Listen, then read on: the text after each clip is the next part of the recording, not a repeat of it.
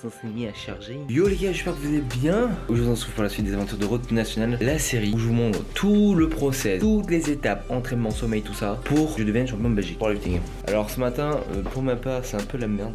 Il est 8h, c'est littéralement en commun. Hein. Donc hier j'ai été dormir à 8h30 et aujourd'hui je me réveille à 8h. Donc en gros j'ai fait un peu plus de 12 heures de sommeil. J'étais ultra éclaté parce qu'en fait depuis mercredi, enfin depuis jeudi même, j'ai la crève. Jeudi je commençais un petit peu à avoir mal de tête, tout ça. D'ailleurs jeudi j'étais ultra fatigué. La dernière vidéo que je vous ai postée, vous avez vu lors de mon bench et tout avant d'aller m'entraîner, j'étais éclaté. En fait je croyais que c'était parce que j'ai pas assez bien dormi, etc. Mais pas du tout. C'est parce que je suis malade.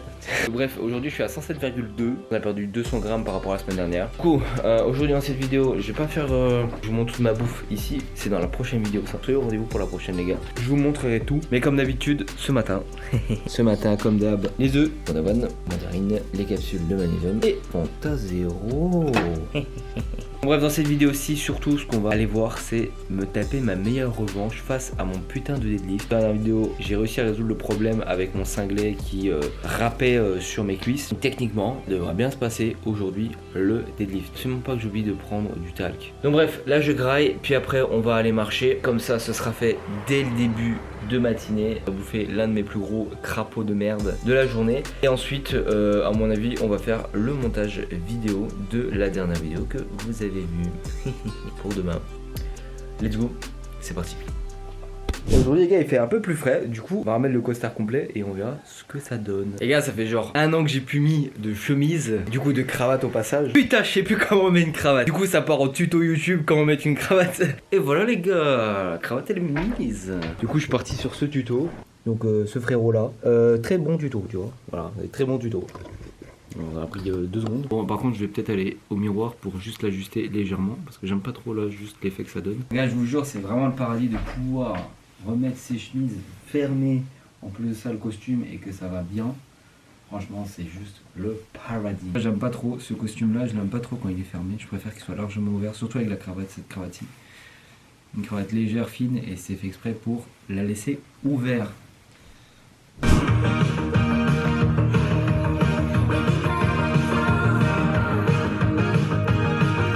Donc là je suis en train de vous faire le montage de la vidéo du coup de dimanche, donc la dernière, et j'essaie de trouver la musique qui peut aller avec la séance de squat et j'arrive pas du tout à trouver, ces derniers temps j'arrive pas à trouver de bonne musique, en tout cas de musique qui va bien avec une séance de squat ou genre une séance tout court. J'arrive pas, et les seules musiques que j'ai en tête c'est des musiques qui sont non libres de droit, donc à chaque fois je me ramasse des droits d'auteur. Et c'est ultra chiant. Je pense qu'en fait à un moment donné j'en aurais plus rien à foutre, je vais me taper que des droits d'auteur et puis basta. Parce que bah, c'est bien Epidemic Sound, donc c'est ce que j'utilise pour avoir les musiques donc j'ai payé ce bail 150 balles je pense pour avoir les musiques genre libres de droit, donc j'arrive pas à trouver la playlist que je veux, soit les arrière-fonds de vidéo quand je parle ou soit mes séances, donc bref c'est la merde. Là il est quand même 16h, bah il est 17h en fait. Là je vais aller grailler mon troisième repas et puis on va aller s'entraîner et on terminera la vidéo plus tard. Je suis vraiment en retard aujourd'hui, je sais pas ce que j'ai mais je suis pas très productif. Je sais pas du tout ce que j'ai, je suis pas du tout productif. Je suis même pas fatigué, genre je suis en pleine forme mais je suis pas du tout productif.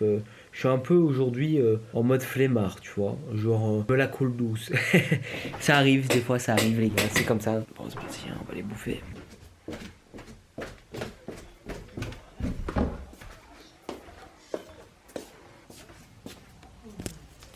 Qu'est-ce que tu fais, bébé?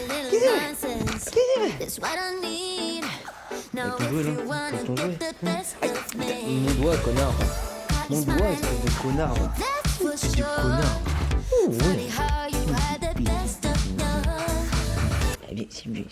Je l'énerve.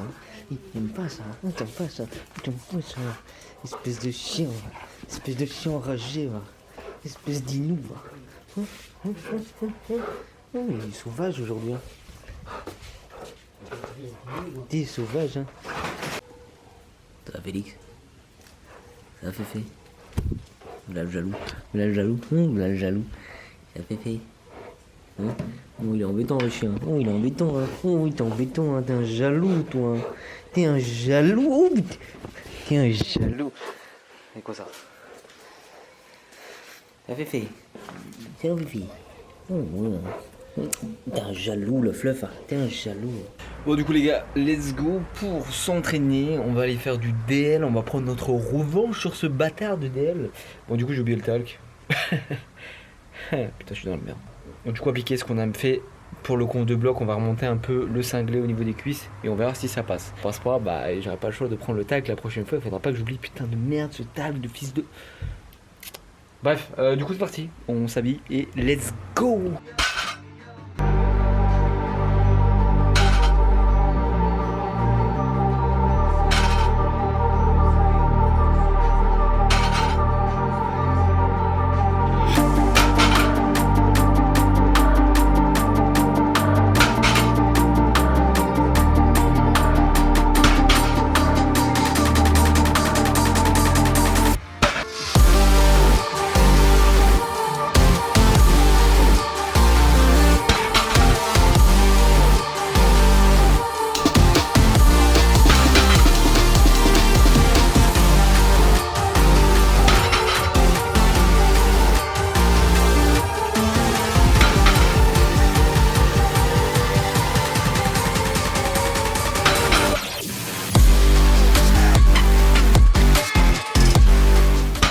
Les gars, bah écoute, 222,5, clairement RP 9, on va pas se le cacher. Je vais vous mettre une vidéo.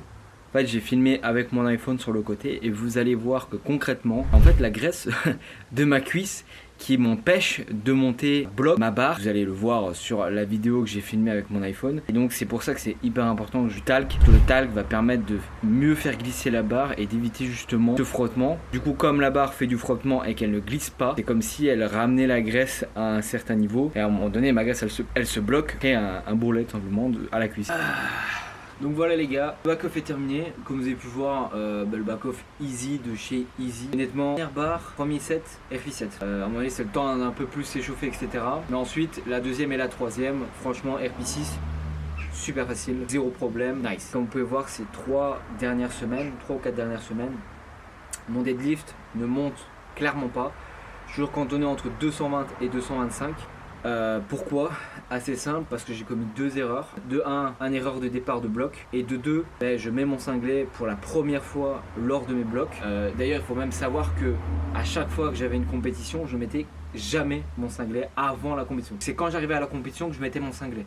Donc concrètement, je mettais jamais mon cinglet en fait en entraînement. Je l'ai jamais mis en entraînement tout court. Du coup, là je me suis dit, pour la première fois, je vais le mettre en entraînement et je vais faire en sorte que ce bloc-là, je le mette tout le temps. Parce que, comme je vous ai dit, à la dernière compétition, j'avais l'impression d'avoir une gêne lors de mon deadlift, qui s'est avéré vrai ici, on le voit. Donc, bref, du coup, pour la première fois, je mets mon cinglet et je vois les problèmes que j'ai avec mon cinglet. C'est-à-dire que, notamment avec mes cuisses, que du coup la barre frotte mes cuisses, qui fait qu'il y a un bourrelet qui se crée. Et vu que mon cinglet, si vous voulez, en début de cinglet, vous avez en fait, vous voyez, vous avez une sorte de, je sais pas si on voit sur la vidéo, c'est pas un scotch, mais en gros c'est une bande de silicone qui fait que votre cinglet ne remonte pas. Ça veut dire que si la barre vient et glisse sur votre cuisse, votre cinglet ne montera jamais en fait avec la barre. Parce que la bande de silicone va venir se coller à votre peau. C'est pour ça que vous ne voyez jamais un cinglet de bonne qualité, comme un cinglet SBD ou un cinglet A7 ou n'importe quel autre cinglet, remonter. Ce n'est pas possible. Parce que concrètement, le cinglet n'est pas de qualité. Et donc, normalement, techniquement aussi, le cinglet n'est pas agréé IPF. C'est-à-dire qu'en gros, vous ne pouvez pas concourir avec ce cinglet en compétition. C'est que là, je vois les défauts que j'ai avec mon cinglet quand je fais mon deadlift. Donc, l'autre solution que j'ai ici, c'est que la prochaine fois, il ne faut pas que j'oublie encore une fois, c'est d'avoir du talc pour tester et voir comment ma barre se comporte avec le talc. Est-ce que ça glisse mieux ou moins? Est-ce que c'est préférable ou pas? En tout cas là avec mon back-off, ce que j'ai remarqué c'est que ça sert à rien que je remonte mon cinglet. Ça sert à rien parce qu'en fait là je l'ai redescendu pendant mon back-off et ça a été beaucoup mieux. J'ai plus eu ce souci de grippe au niveau de ma cuisse. Mais il faut vraiment bien qu'il soit bien descendu, c'est-à-dire en dessous de la moitié de mes cuisses. Des fois c'est un peu chiant parce que beaucoup trop descendu. Du coup ça me gêne dans mon trou de balle si tu préfères. Parce que du coup j'ai l'impression d'avoir un pampers dans mon froc, tu vois, ce qui est gênant. Tu te doutes bien, tu vois, c'est gênant. La première erreur, c'est mon cinglet, et la deuxième erreur, c'est le départ. C'est-à-dire que quand vous commencez un bloc, la pire idée, ce serait que votre première semaine, vous êtes déjà en train d'overshooter vos barres. C'est-à-dire que en gros, on vous dit de faire un deadlift à RP7, vous faites un deadlift à RP9. C'est un overshoot total et ça veut dire quoi? Ça veut dire que vous êtes déjà beaucoup trop en début de bloc. L'idéal quand vous commencez un bloc de 6, 8 ou je sais pas combien de semaines, c'est de commencer avec des barres qui vous semblent légères. Pas non plus hyper faciles, mais des barres qui vous semblent légères. Imaginons que ici vous avez fait une compétition, vous avez fait je sais pas moi 250 au deadlift. Sur la vidéo, voilà 250 c'est RP 9,5 10. Ben, ce que vous allez pouvoir en déduire c'est que une barre qui vous semble facile va être de l'ordre de 230, 235. Et donc si on vous programme deadlift à RP je sais pas moi 7, eh ben, vous allez plutôt viser à 2,25, 2,30. Si vous êtes vraiment en hyper forme en début de bloc, 2,35. Mais 2,35, ça me paraît déjà assez lourd par rapport à votre barre de compétition. Donc voilà, c'est éviter d'overshoot, c'est de faire en sorte que même si, imaginons, on vous dit RP7, ben, visez plus un RP6, voire un 5,5 en début de bloc pour pouvoir prendre de l'élan. C'est un peu comme un vélo. Vous allez prendre de l'élan petit à petit, puis après vous allez avoir une vitesse de croisière et accélérer encore et encore et encore. Ben, c'est pareil avec votre bloc. Ben, nous, athlètes, on a tendance à overshoot ou on a tendance à mettre trop surcharger trop vite notre barre. C'est-à-dire que là on se dit oh putain c'est passé RP6 au lieu d'RP7, nice, la semaine prochaine je mets plus de 10 kg. Très mauvaise idée, tu vois. Et ben moi c'est ce qui s'est passé. Concrètement c'est l'erreur que j'ai fait. Moi personnellement, je sais pas les autres, mais moi personnellement, si je fais ce genre d'erreur c'est parce que j'ai envie de performer. J'ai envie de performer, j'ai envie d'atteindre, dépasser mes limites, repousser mes limites. Et du coup, quand je commence un début de bloc et que je vois que ce début de bloc, si je fais un RP6, j'ai l'impression de ne pas progresser. Or que c'est totalement faux. Même si je fais un RP6 à, je sais pas moi, 215, or que il faut un RP7, et je me serais dit putain, je pourrais mettre 217,5, 220. Et c'est débile de penser ça parce que finalement, même si je mets 215 et que je fais un RP6, ben je progresse quand même, et ça va se voir au fur et à mesure parce qu'au début de bloc, si je mets 215 et que je fais RP6, je vais progresser au fur et à mesure du temps parce que je vais prendre un bon élan. Or que là, en début de bloc, qu'est-ce qui s'est passé? Ben, j'ai mis tout de suite 220. Et à mon bench, ça a été pareil, j'ai mis tout de suite 120. Du coup, j'étais très rapidement à RP7, voire même du 8. Donc j'avais déjà quasiment overshoot ma première semaine. Et du coup, ben là, comme on peut voir, ben, mon bench et mon deadlift, mon bench ça va encore, mais mon deadlift est en train de stagner d'une violence entre 220 et 225. Voilà, concrètement, comment je vois le bloc et les erreurs que j'ai commises. Un peu de blabla, mais pour moi, c'est comme ça que je vois la chose. Donc bref, du coup, là, on va terminer la séance. Je vais faire du bench pin, puis du squat plate. Voilà, marrant ce squat là. Franchement, je gagne plutôt bien sur ce squat. Exemple typique, hein, j'ai bien commencé, j'ai pris un bon élan sur ce fameux squat plate. Et je gragne superbement bien sur ce fameux squat à la con. Pourtant, c'est pas celui que je dois gragne le plus, mais j'arrive à gragne assez facilement parce que j'ai pris une bonne cadence et j'ai pris un bon départ. Donc voilà, juste l'exemple typique qui vient juste là comme ça au hasard se glisser, gratos. Donc après ça, ensuite je vais faire mon exo d'assistance qui est le shrug barbell et ensuite on termine par biceps triceps classique et ensuite on rentre à la maison. Let's go.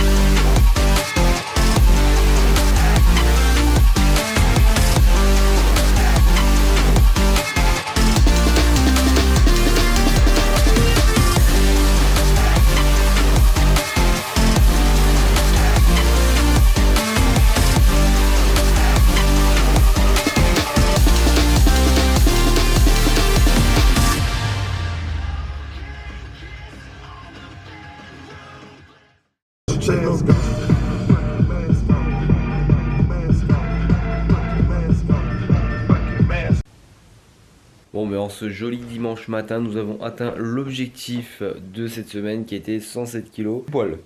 Vraiment pile poil. Donc c'est clean. Putain. Je suis déglingué mon gars. Donc ce matin c'est un peu le rush.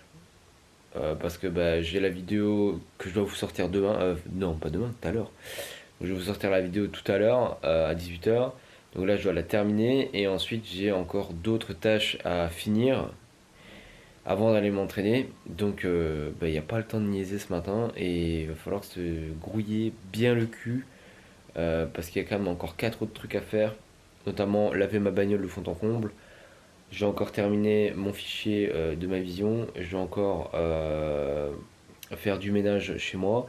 Et oui, je dois encore trouver une nouvelle formation sur Adobe Photoshop ou alors Premiere Pro ou After Effects. Donc il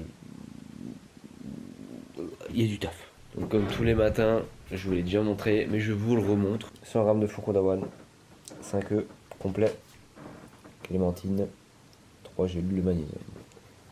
Et bien évidemment, on n'oublie pas les Fantasello. On va pas tarder, on va pas traîner, c'est parti. On est à la salle, on va tout simplement faire le dernier entraînement de la semaine, le day 4. Donc je vais vous le montrer aussi, comme ça là vous aurez eu cette semaine le D1, D2 et le D3, D4 en 2 vidéos.